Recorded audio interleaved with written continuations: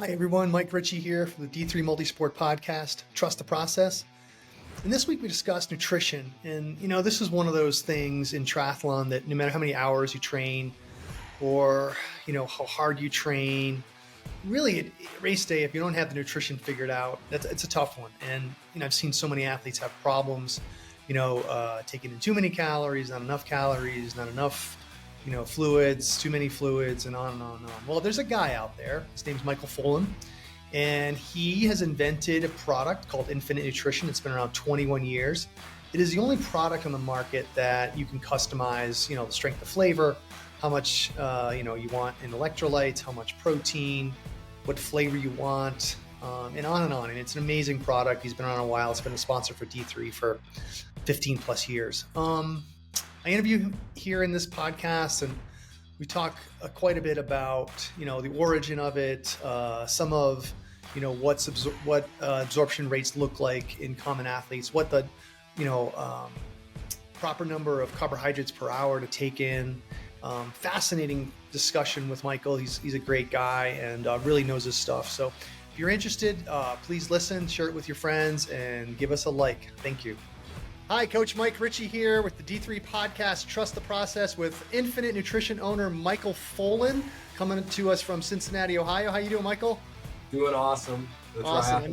The triathlon mecca of the world, Cincinnati, Ohio. That's right.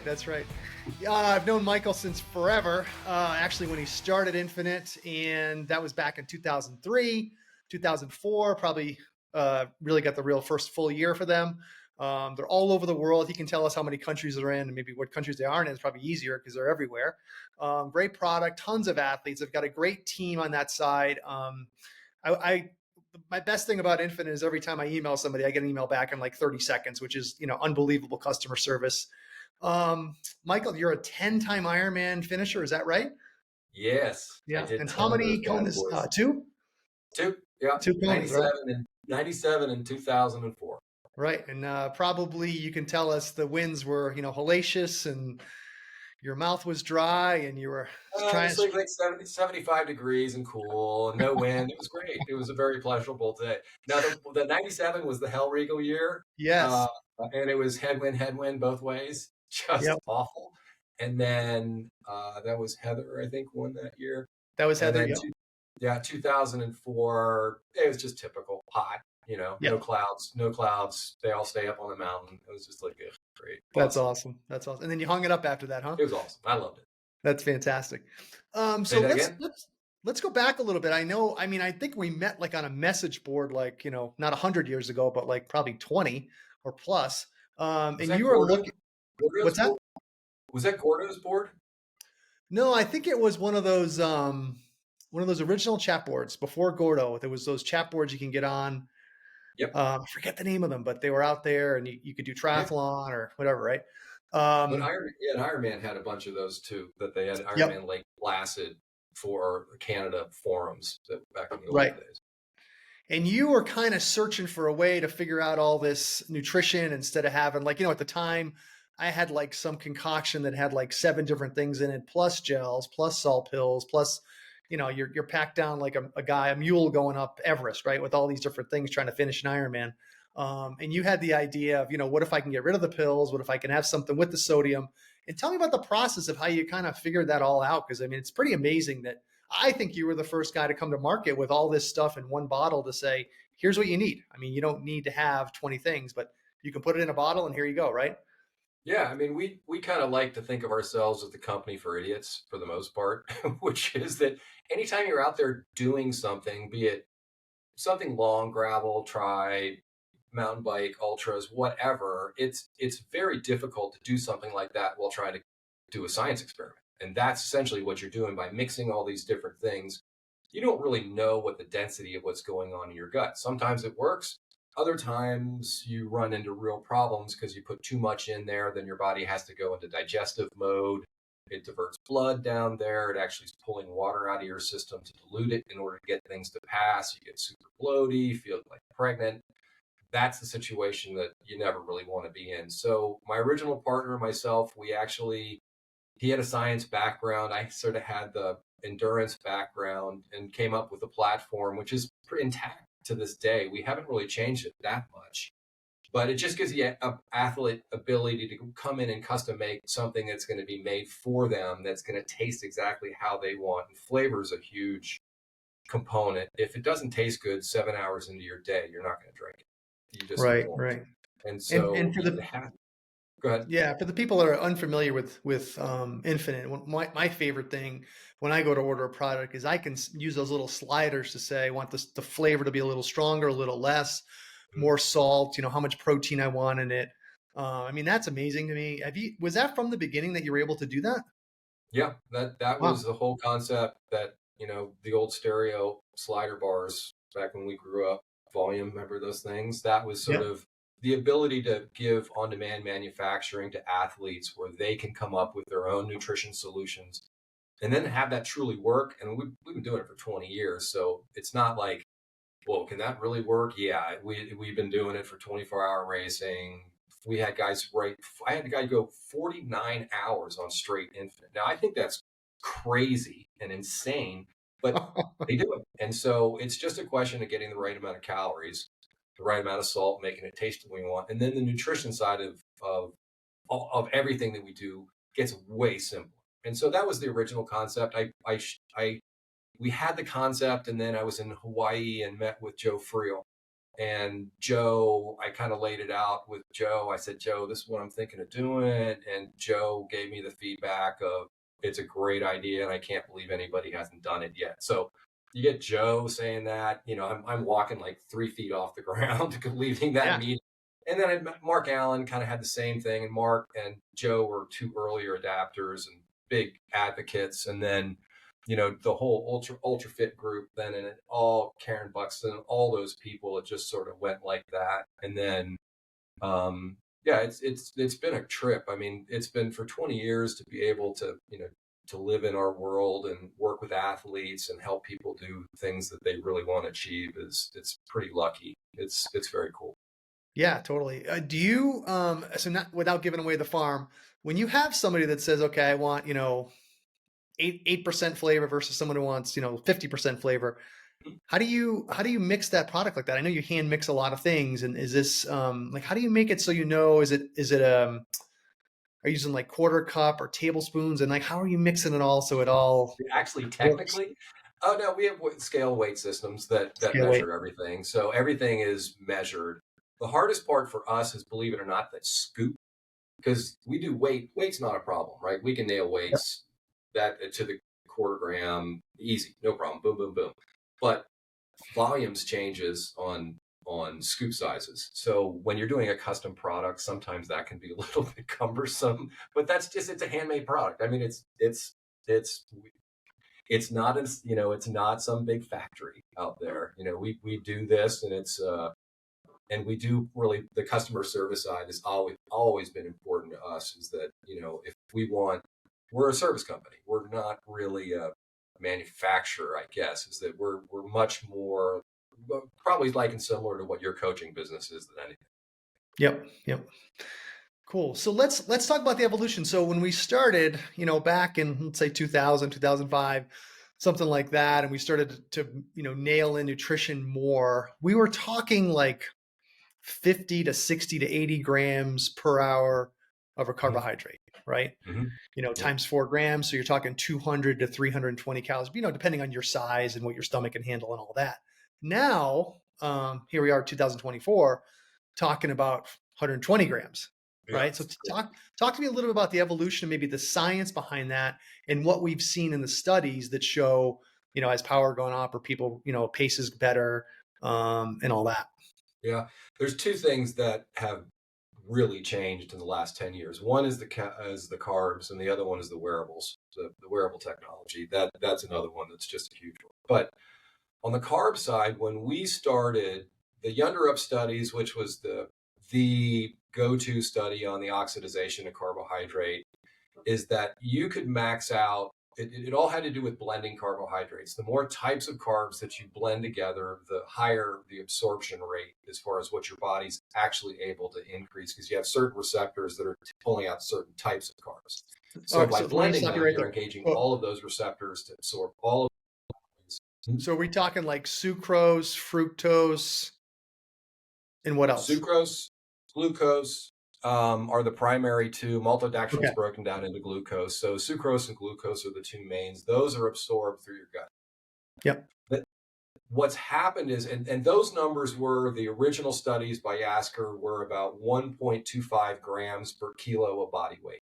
That was sort of max absorption using multiple carbohydrates through your gut. What's happened, and this really started down in Australia about 5 years ago, Yasker again is the guy. He is amazing, but Mm-hmm. he's down there and they're combining fructose with glucose and sucrose. Fructose is a different method of absorption. So fructose is actually pushing through your liver as opposed to getting absorbed through your gastric upper and through your stomach and your upper intestines. So it's a different pathway. So by doing that, it's in allowing your body to absorb like a lot more calories. There are people that are comfortably absorbing 120 calories an hour. That's like a half a cup of sugar. It is 120 grams. yeah, it's a big number.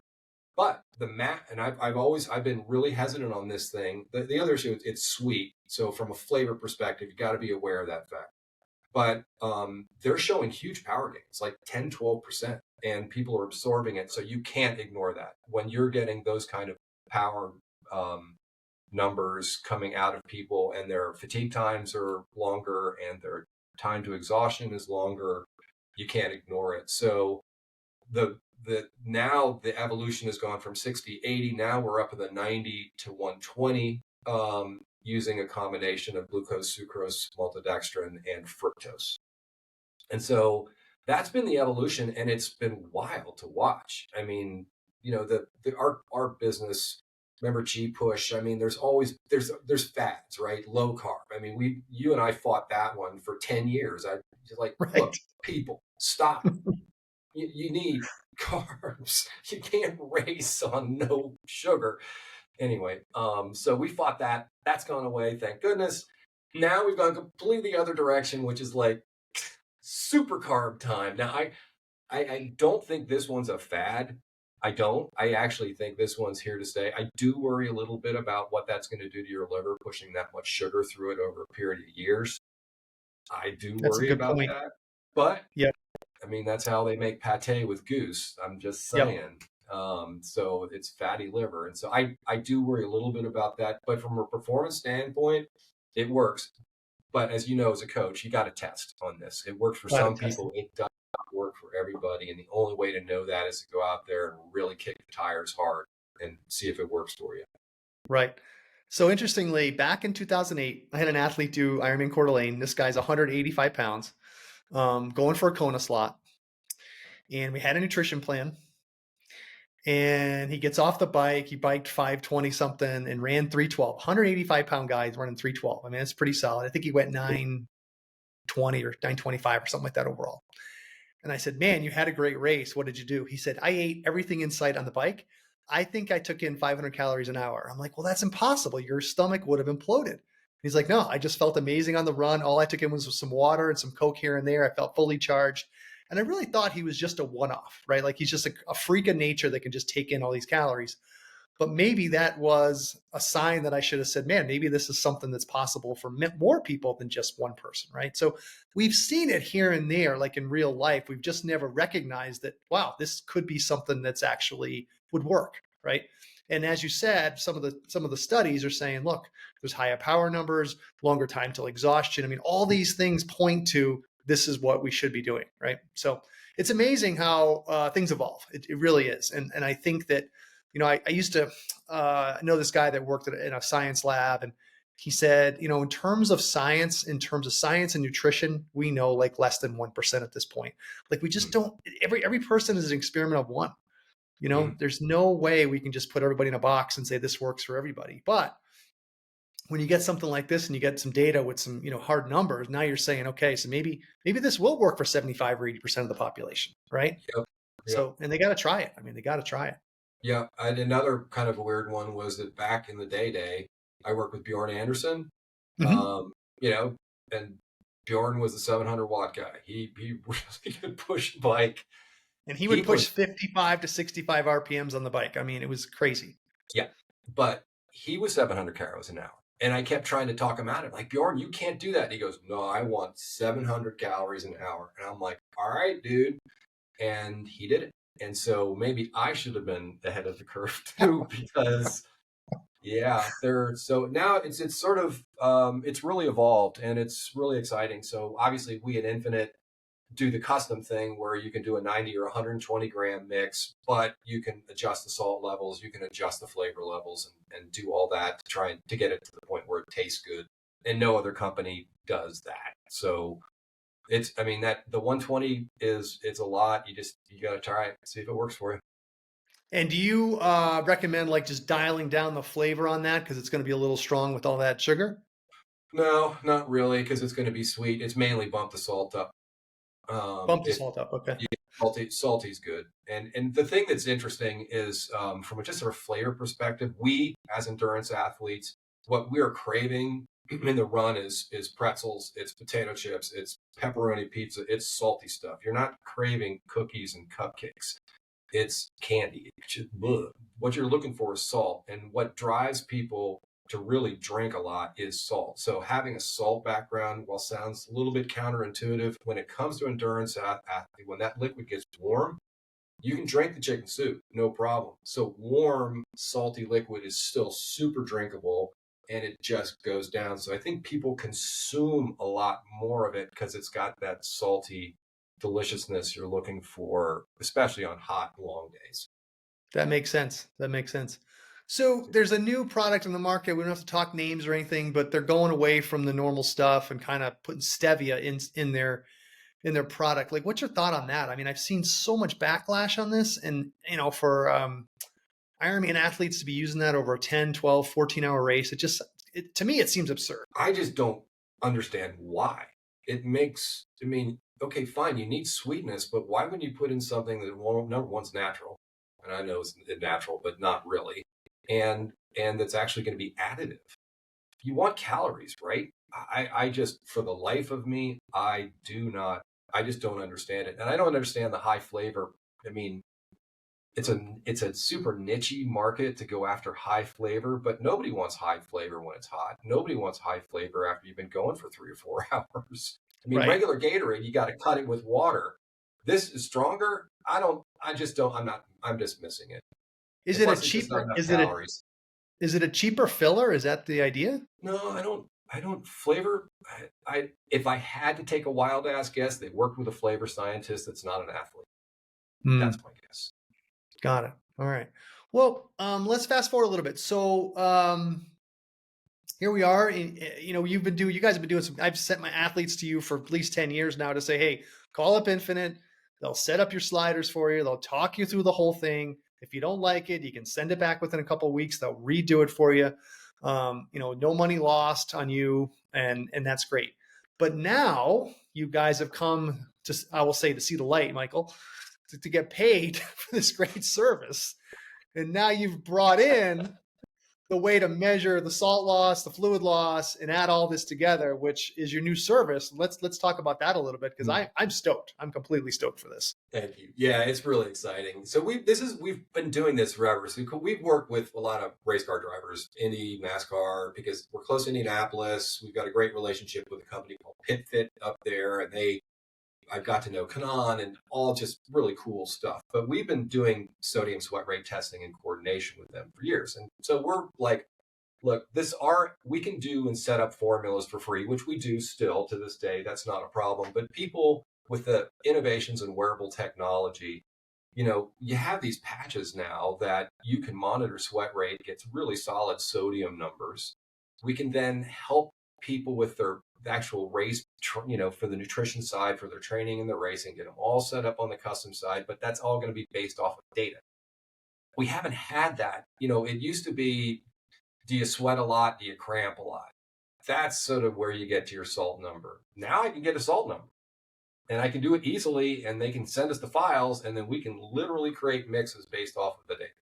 So, it used to be kind of, well, we'll do, move this here and then we test it out. Now it's like, all right, we can get really good as far as that. There's the Nix patch is the one that we feel like is the best in class out there. Seems to be the one that works the best interface, and certainly the data, being able to get that.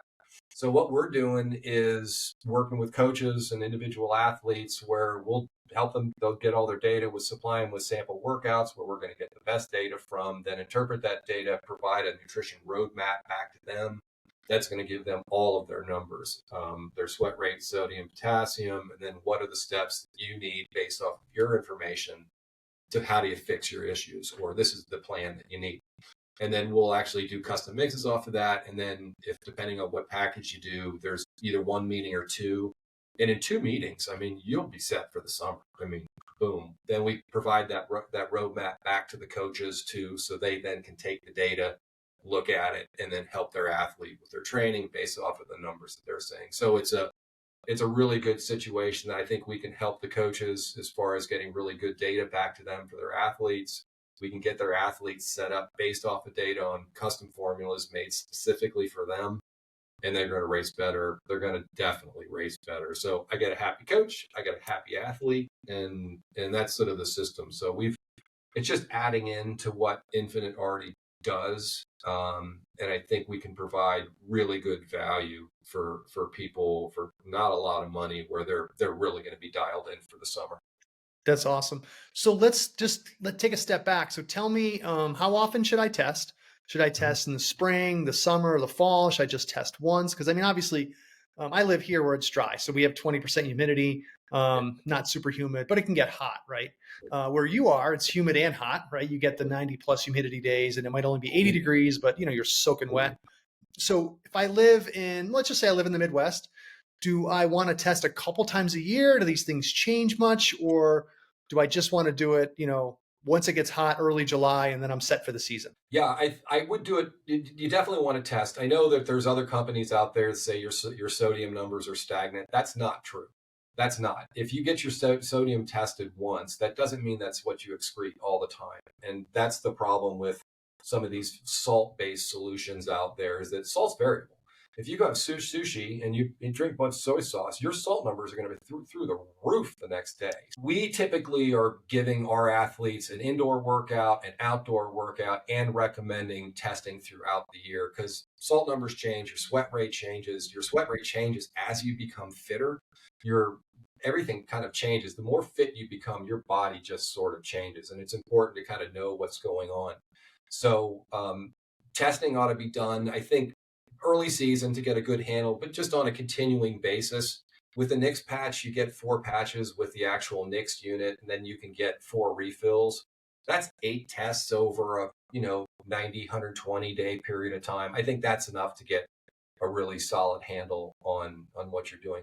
But it's funny. I mean, I know you know this, but I talk in front of groups, and I'll be talking in front of 100 people, and I'll ask, how many people know their sweat rate? And I'll get like 5 hands. Or how many people know what's your salt number? They just don't know. And so it's like driving a car without having a gas gauge. It just doesn't. I agree. It's not good. You can do better. I agree. So do you, what is, if you can tell us, what is the typical test you have people do? Is it an hour run at zone 2? Is it an hour bike? Or what do you do to see what the sweat loss is and how much? Colin, right. Colin is the guy he's my registered dietitian, sports nutritionist. He's a phenomenal athlete, race pro, Olympics. He's great. So it's going to be just pretty much exactly what you said. A lot of them are going to be centered around a 1 hour effort. And one of the reasons why we do it that way is that we can do some side-by-side testing with our athletes on the 100 gram or 120 gram too, to see if we get any changes on a 1 hour effort on a couple of things. Caffeine is the one that's highly variable to athletes. Some people caffeine affects them very positively. They get the same sort of results in terms of power and VO2 max and increases with caffeine. But if you don't process caffeine well, it's a negative effect on some people. So everybody thinks, I got to take caffeine. Well, no, is that you really need to test that to find out whether you're somebody that processes caffeine well.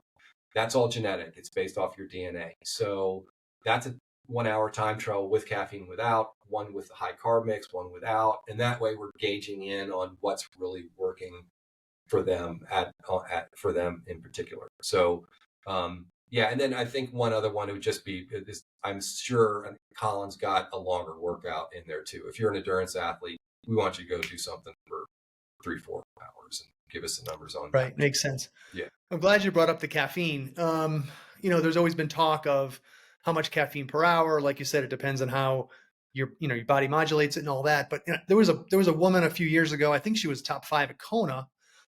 She was taking in 100 milligrams an hour of caffeine. I mean, that's 1,000 milligrams over a day, which seems like a heart attack waiting to happen to me. But apparently she used it all up. She had a great race, top 5. Is there an average that you see for people that do tolerate it well? Is it, you got to think about, if you drink a morning coffee, that's your starting point, right? And then you got to add on to that. But are we talking 50 milligrams an hour, 25 milligrams an hour? It's really interesting, Mike. They have, if you have had a sports related DNA test done, that will show up on the test. So any of these companies, AxGen is one, and there's some other ones that we'll eventually start tying into, because you get some really interesting markers that come out of DNA. Caffeine sensitivity is one. Whether you should have a vegan protein-based diet is another one that's very interesting. Susceptibility to concussions is another one. Susceptibility to soft tissue, knee injuries. There's a lot of really interesting data that you can pull off of those genetic tests, caffeine being one of them. So that would be the first place I'd look. And then the second would be just exactly that. Doing 100 milligrams is the number I'd probably start with. But do a 1 hour time trial with and 1 hour time trial without and see what happens. Nice. I like it. Okay. So let's say I'm a beginner triathlete. I call you up, Michael. We're going to talk about nutrition. I'm doing my first Ironman. I'm doing my first 70.3. What's your advice? Where do we start? And how do I make sure I get to the start line with 90 to 95% chance of success that my nutrition is going to work? Yeah, really easy. Just go to we've launched this coaching service. The one I would recommend would be the Platinum, which is going to give you 2 coaching sessions. We'll help you get set up. You get the next patch included with a set of refills. So you get 8 workouts. You just very easy to upload into our system. Then we set up a meeting. We'll go through all of your data with you so you'll know exactly what you're doing with. And at that point, we'll create custom mixes based off of that data. And then on that second and final one, we'll confirm that all the mixes are working great, that we don't have to make any adjustments. We go over all your race day planning, all of your training planning, and what you need to do and how to execute. With Infinit, again, we're simple, bottle an hour. That's as complicated as we get. So the execution part of it's pretty simple. But then at that point, for a beginning trial, especially if you're an ultra person, if you're an Ironman, if you're doing the longer gravel, like the Unbound kind of stuff, it's money well spent, because it's a couple of $100, but it will really change the way that you train. And I think it'll really affect your performance a ton. Yeah, love it. I always kind of chuckle when I get an athlete and they, $8,000 bicycle and they're going to spend $3 or $4 grand to go on an Ironman, and they're barely paying for coaching. And then they want to just rely on a bunch of gels for their nutrition. And I'm like, no. We need to know what your sweat rate is, how much salt you're losing, and really dial this in correctly, because you're putting all this work in 10, 12, 15, 18 hours a week, plus all the money involved, time away from your family. Like, let's dial it in and do it right. Why would we just take a guess at this? Right. I mean, it's kind of silly. Sometimes the smartest people are not the smartest people. Well, I raced for 20 years before I started the company. I thought that a raspberry muffin was the secret sauce at Ironman Lake Placid one year. It was not the secret sauce, let me tell you. I mean, yeah, we didn't know what we were doing. So, but yeah, it's just so much simpler just to, get it dialed in, drink your stuff, don't worry about it. It's just painless. I think my original formula for Ironman was something like 4 scoops of Cytomax, 4 scoops of R4, plus some lecithin in there for fat burning, The thing was like sludge, like trying to drink it out of a straw in the Aero bottle. I mean, it just, And if you throw some glycerin in there too, that was a big thing back in the day glycerin. too. Yep, that was in there for sure. Awesome. All right. Well, thanks for coming on. This has been really helpful and super educational for our listeners. I want to throw 3 questions at you though at the end here. Okay. Are you ready? Okay. Yes. What's your favorite song to strum on the guitar? Oh, wow. Fire on the Mountain, Grateful Dead. All right. Awesome. How about best football player to come out of The Ohio State University? Oh, Orlando Pace. Orlando Pace. Okay. And who's your favorite triathlete of all time that's not named Mark Allen? Can't pull Mark off the table. Oh, boy. My favorite. Well, who's your favorite new generation triathlete? How's that? I love Didi. I got to give a shout out to Didi. But I would have to say, Dave Scott, just because he's Dave Scott. Yeah, because he's Dave Scott. Because he's Dave Awesome. All right. Well, thanks for coming on. I really appreciate it. And we'll talk soon. And I got to get I got to get your phone lines fired up over there. Get some athletes calling you up to get this service kicked in. And so we can dial in this nutrition for the summer. Hey, Michael, it's just better catching up with you, buddy. It's good to see you. Thanks, buddy. See ya. Thanks for listening, everyone. We hope you enjoyed this episode of Trust the Process. If you have a question on anything related to triathlon, please send me an email at mike@d3multisport.com. We'd love to hear from you. Make it a great day.